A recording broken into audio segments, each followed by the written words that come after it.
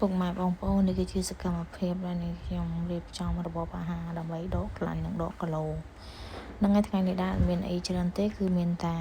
បន្លែម៉ាន់មុខនេះឯងនេះមានប្រូកូលីដែលខ្ញុំកំពុងតែស្រុះនេះ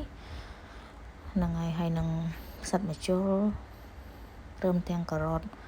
មានសាឡាត់ហើយនឹងត្រសក់ដែរតែដោយសារតែពីមុខហ្នឹងខ្ញុំអត់ស្រុះទេខ្ញុំទុកញ៉ាំស្រស់អញ្ចឹងណាបងប្អូន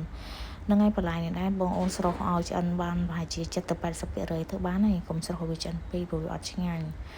ពេលដែលយើងស្រុះបានល្មមហើយយើងស្រង់ចេញរួចមកយើងរៀបចំដាក់ស្ងោរពងទាហើយនឹងសាច់ទ្រុងមាន់នឹងហើយបងប្អូនឥឡូវយើងស្ងោរឆ្អិនហើយបន្លែដែលយើងបានរៀបចំហើយគឺបែបនេះចាហើយយើងមករៀបចំធ្វើទឹកជ្រលក់នេះគឺជាទឹកជ្រលក់ដែលខ្ញុំរៀបចំធ្វើបងប្អូនចូលចិត្តញ៉ាំទឹកជ្រលក់បែបណាគឺញ៉ាំបែបនោះទៅតែខ្ញុំចូលចិត្តបែបនេះគឺមានទឹកសាឡាត់ហើយនឹងមិញចំណេះព្រមទាំងទឹកប៉េងប៉ោះហើយនេះខ្ញុំបន្ថែមនៅខ្ទឹមជ្រក់នោះចំនួន1ចុងស្ព្រីដោយសារតាខ្ញុំចូលចិត្តរបៀបជូរហិលណា